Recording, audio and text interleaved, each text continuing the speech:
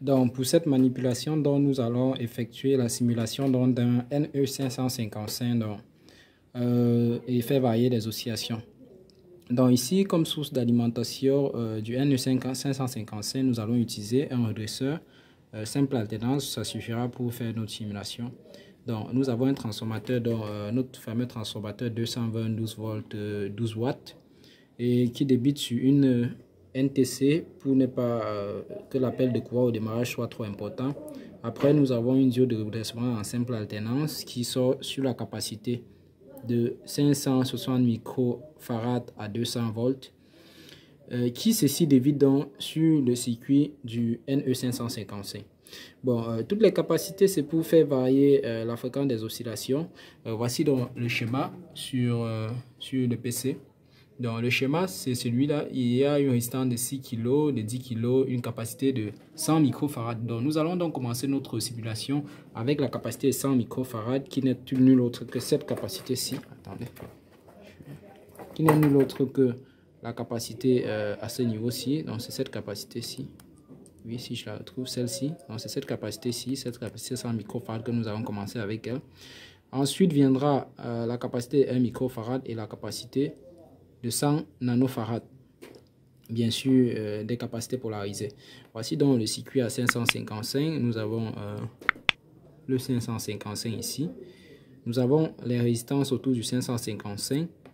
Les capacités qu'on va faire varier. Donc, la première capacité connectée, c'est par l'intermédiaire de ces fils-ci. Par l'intermédiaire de ces fils-ci, c'est la capacité de 100 microfarad qui va nous donner une fréquence d'oscillation de peut-être 1 seconde. Si je ne me trompe pas, en calcul, ça donne environ 1 seconde. Donc, 1 seconde de période d'oscillation, vous allez excuser, ce n'est pas une fréquence, c'est une période plutôt. Donc, nous branchons donc l'oscilloscope de Channel 2. Nous branchons la première pine de l'oscilloscope.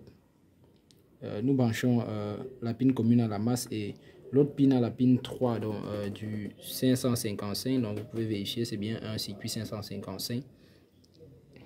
Donc après, donc, cela étant dit, donc, nous pouvons donc lancer pour la première capacité. Nous allons lancer la simulation. Et déjà, nous pouvons voir en sortie que nous avons un rapport cyclique ici. Un rapport cyclique qui est un peu faible parce que nous voyons que la durée du temps haut.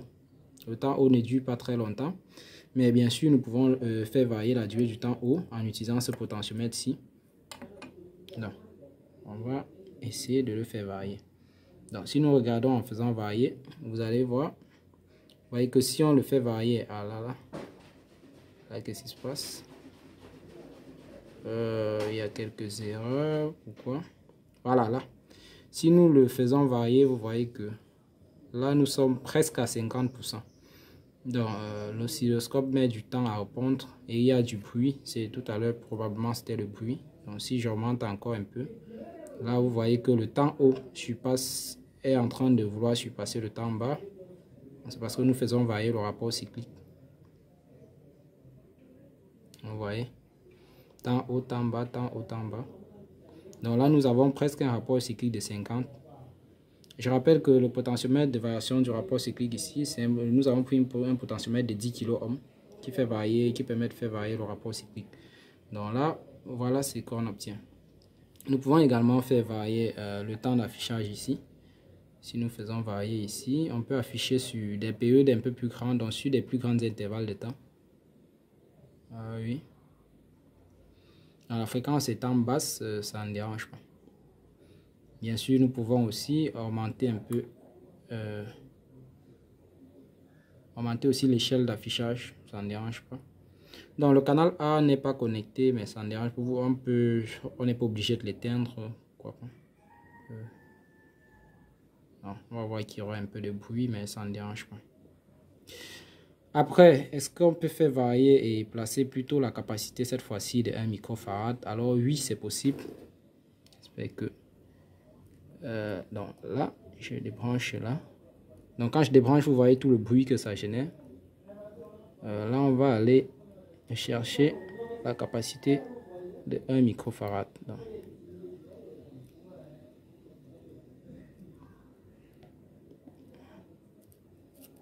Donc là, c'est pas évident. J'ai comme l'impression que celle-ci est-elle bien connectée. Bon, on va voir. Faisons varier le temps. Le temps d'affichage, on va entrer dedans. Donc là, vous voyez déjà qu'avec la capacité de... Vous voyez qu'avec la capacité de 1 microfarad, la fréquence s'est multipliée par 100. Parce qu'avec 100 microfarad, on avait une fréquence d'environ... d'environ 1 Hz. Cette fois-ci, nous avons une fréquence d'environ 100 Hz parce qu'on a divisé la capacité par 100. Donc, on peut le faire aussi par simulation, pourquoi pas. On peut revenir sur l'ordinateur si là, on décide de... si on décide de faire un stop ici. Et quand on décide de varier la valeur de cette capacité-ci, donc si on la change, est-ce que je vais y arriver? D'accord. Si on la change ici, et qu'on relance le fonctionnement ici, ah non, c'est devant. Donc, si on relance le fonctionnement, là, vous voyez que la fréquence est multipliée par plusieurs. C'est exactement la même chose que nous avons ici pratiquement. La fréquence est multipliée et le rapport cyclique est toujours de 50%. Donc, on peut faire également varier le rapport cyclique ici. Pourquoi pas? Vous voyez que là, le temps haut surpasse légèrement le temps bas. Vous allez voir, on va augmenter le rapport cyclique. Vous voyez que là, on a plus de temps haut que de temps bas. Vous voyez? Ouais. On a plus de temps haut que de temps bas. Ouais. Donc, tout le bruit, si le signal n'est pas parfaitement carré, c'est aussi à cause du redresseur. Parce qu'il ne fournit pas une tension vraiment proprement carrée, si je veux dire comme ça. Donc là, vous voyez que le rapport cyclique est aussi très grand. On peut aussi le réduire. On peut réduire ce rapport cyclique. On peut réduire encore ce rapport cyclique. On peut réduire ce rapport cyclique. Ouais. On peut le laisser à quelque chose comme 50%. Donc, pour le troisième cas de figure, maintenant, nous allons connecter la troisième capacité, celle de 100 nanofarad. Donc, nous pouvons donc arriver ici, nous allons débrancher. Ouais, ça, vous voyez là, dès qu'on débranche, il y a du bruit. Donc, là, on va connecter la capacité là. Donc, vous voyez que dès qu'on connecte la capacité de 100 nanofarad, qui est cette capacité, je le rappelle, qui est cette petite capacité ici, la dernière. Donc, dès qu'on connecte, voilà ce qui s'affiche. Donc, la fréquence est encore multipliée, je pense, si je ne dis pas de bêtises, 100 nanofarad. Et un micro c'est 1000 nanos. Donc, si je ne dis pas de bêtises, la fréquence a été multipliée par 10. Donc, vous voyez que si on entre dans la visualisation de cette fréquence-là, vous voyez qu'on peut visualiser cette fréquence-là comme tout à l'heure. Et essayer de jouer aussi sur le rapport cyclique, pourquoi pas.